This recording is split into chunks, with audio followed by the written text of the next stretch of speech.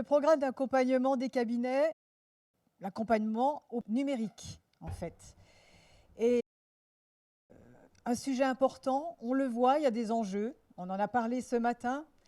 Des mutations, beaucoup de choses ont changé. Ouverture de la communication pour les cabinets. Des chefs d'entreprise qui sont de plus en plus exigeants. Ils ont tous le smartphone à la main. Ils sont demandeurs d'informations rapides et ils ont l'habitude du temps réel de plus en plus. Des concurrents qui ont pointé leur nez. Il y en a certains, effectivement, qui sont très actifs. Il y a les banques qui regardent au niveau de la profession comptable. Et puis aussi, bien sûr, un fort bouleversement, le cloud. Donc avec une nouvelle relation cabinet-client qui se crée. Et on va le voir, on n'est plus dans une simple, on va dire un logiciel aujourd'hui, mais on a un concept qui est proposé avec Internet. Bon, les solutions cloud, ce n'est pas l'objet. Vous connaissez en fait les solutions qui existent sur le marché. Il y en a de plus en plus. Ce sont des fantastiques opportunités parce que ça permet de dégager du temps. Stéphane en a parlé ce matin. Donc, comment gagner du temps au cabinet pour donner plus de services auprès des clients, des marges plus importantes, des services qui se facturent très bien. Et il y aura un témoignage d'Éric tout à l'heure, qui est cabinet témoin par rapport à l'accompagnement et qui a mis en place des solutions cloud dans son cabinet. Et bien sûr, une fidélisation. La fidélisation des clients qui est importante, car évidemment, quand ils ont davantage de conseils, ce sont des clients qui vont vous rester fidèles. Et puis aussi, comment trouver des nouveaux clients? On le voit avec Internet, il y a les sites web, il y a les applications pour les cabinets qui permettent effectivement de trouver des nouveaux clients et par rapport à la recherche simple sur Google où on le voit, de plus en plus d'entrepreneurs vont taper expert comptable dans une ville pour chercher donc un cabinet. Alors, c'est fantastique, vous allez me dire effectivement, mais il y a un mais. Eh bien, ça nécessite effectivement un repositionnement du cabinet. Et qui dit repositionnement, parce que c'est une nouvelle façon de travailler, ça veut dire s'adapter et ça veut dire aussi changer de méthode.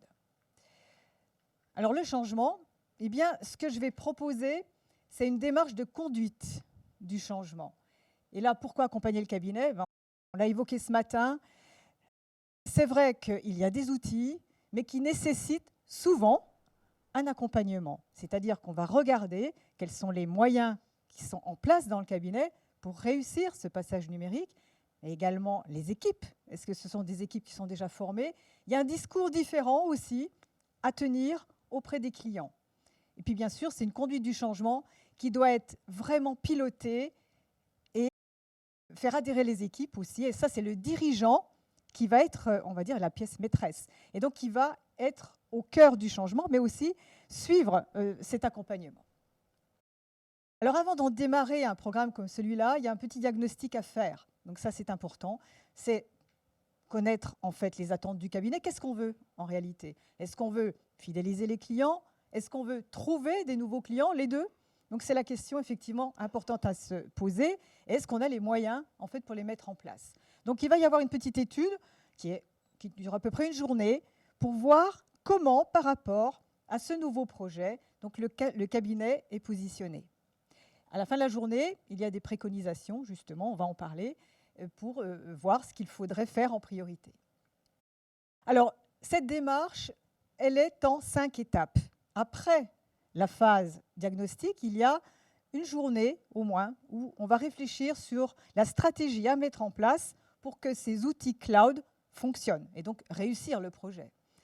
La deuxième étape, c'est l'adhésion des équipes. Elle est importante, cette étape. Sans adhésion, ce n'est pas la peine d'y aller. En fait, on le voit bien. Je l'ai vécu, ça fait 14 ans que je suis dans le monde du cloud avec Netexcom. J'étais à la création en 2002 jusqu'à, on va dire, septembre 2016. Et c'est quelque chose qui a été vital. C'est le projet fonctionne quand il est accompagné et quand il y a l'adhésion des équipes. Le ciblage des clients, c'est un point important. C'est de regarder, quand vous avez une solution, quels sont les clients prioritaires en fonction des services que vous allez proposer. Il y a des offres, par exemple, qui sont, on va dire, plus adaptées pour les commerçants, pour les créateurs d'entreprises, pour des gens du transport. Donc tout ça, on va le regarder ensemble. Un quatrième point, la mise en œuvre du plan d'action. qu'est-ce qu'on fait pour que ça marche? On donne les moyens pour que ça fonctionne. Et enfin, un accompagnement qui peut durer 6 mois, 12 mois pour atteindre les objectifs. En tout cas, il faut un suivi continu pour que ça fonctionne. L'ayant vécu pendant toutes ces années, je peux vous dire que les cabinets qui ont réussi ces étapes-là ont mené en fait cet accompagnement comme celui-là. Alors, stratégie, bien sûr, on parlait des objectifs. Donc là aussi, questionnement à avoir. Quelle offre on va proposer, les moyens qu'on se donne. Et ensuite, on va regarder dans tous les fonctionnements du cabinet, les équipes, le marketing, la communication, un calendrier. Qu'est-ce qu'il faut faire pour le mettre en place? L'adhésion des équipes au projet, eh bien, cette journée, elle est importante pour présenter les nouveautés et comment on va fonctionner aux collaborateurs.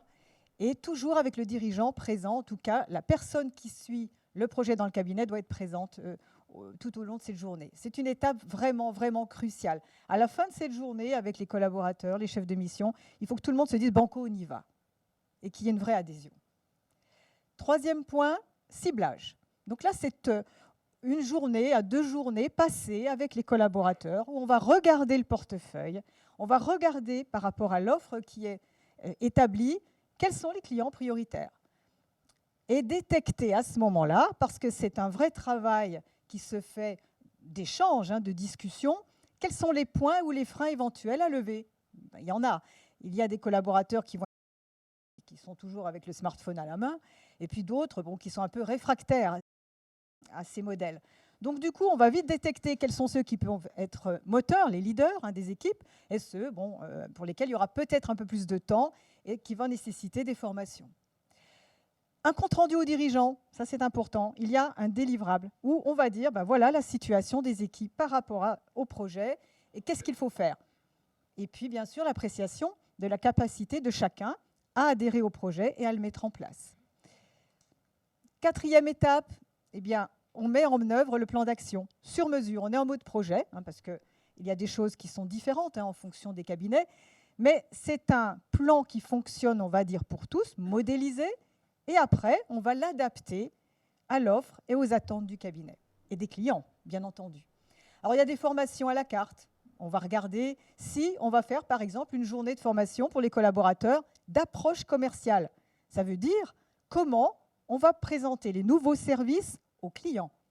Il y a des mots qu'il faut dire, une façon de présenter, donner envie en 5 minutes, en fait. Et puis des mots à éviter. Donc ça, effectivement, on le voit ensemble. Création de dossiers avec les collaborateurs s'il le faut. Il y a certains collaborateurs qui sont, on va dire, rassurés quand ils voient que c'est simple à mettre en place et après, qui vont effectivement ouvrir plus facilement les dossiers. Et tout un accompagnement commercial également qui est proposé. 5e étape, une fois que le plan d'action a été expliqué et mis en place, eh bien on y va, c'est l'accompagnement des équipes. Il faut bien entendu, pour que ça fonctionne, un référent qui va s'approprier le projet dans le cabinet et qui va être l'interlocuteur privilégié pour ce plan. Et là, qui va permettre tout au fil de l'eau, imaginons qu'il y a un objectif qui soit donné, de transformer 200, 300 clients dans l'année, eh bien, on va avoir des outils de mesure qui vont permettre de suivre l'évolution et surtout de détecter quels sont éventuellement là aussi des freins à lever. Le but étant de les lever le plus rapidement possible pour ne pas que ça retombe. Je l'ai vécu, tout ce que je vous dis, c'est du vécu pendant des années. Et dès que ça retombe, il faut faire quelque chose immédiatement, une formation, un accompagnement, donner un argumentaire supplémentaire donc, aux collaborateurs pour que ça redémarre. Donc cet accompagnement est extrêmement important. Et bien sûr, toujours des comptes rendus avec le référent et le dirigeant du cabinet. Essentiel, tous les mois. Où est-ce qu'on en est? Qu'est-ce qui marche moins bien? Qu'est-ce qu'il faut faire pour faire redécoller certaines choses? En tout cas, il faut garder la dynamique et c'est un choix du dirigeant du cabinet, ce n'est pas un choix de l'équipe. Il faut que l'équipe adhère, certes, mais c'est le dirigeant qui donne l'impulsion et on ne laisse pas le choix derrière aux collaborateurs. Alors, il y a aussi une autre mission qui peut être réalisée, et ça, on me l'avait demandé pour des cabinets plus importants, où il y a un chef de projet qui a été embauché, souvent, pour mettre en place les services cloud. Et donc, dans ce cas, effectivement, je propose un accompagnement du chef de projet, qui parfois est un chef de projet qui connaît un peu le numérique, on va dire l'aspect technique, mais qui n'a pas forcément les compétences dans la profession comptable, on va dire, et puis surtout comment on s'adresse aux clients. Parce que c'est vraiment quelque chose de différent par rapport à l'approche traditionnelle. Donc cet accompagnement est possible pour le chef de projet, et on peut voir ensemble les contenus d'argumentation, on peut les rédiger ensemble, sur le plan marketing, commercial, ce qui est destiné aux clients. Alors ça, c'est un petit aparté. Cet aspect marketing et communication, il existe pendant toute la période d'accompagnement. Bien évidemment, quand on monte un programme comme celui-là, on le détermine ensemble avec le dirigeant. Est-ce qu'il faut faire bien sûr des outils de présentation du concept aux clients? Comment on fait le lancement de l'offre? Est-ce qu'on crée un site web spécifique? Est-ce qu'on va créer une rubrique bien sûr spécifique dans le site web pour lancer l'offre? On anime des petits déjeuners, etc., avec les clients. En tout cas, pour l'avoir vécu, et Eric va en parler tout à l'heure, 100% des clients qui viennent en petit déjeuner et où il y a la présentation par le dirigeant des services disent quand est-ce qu'on démarre.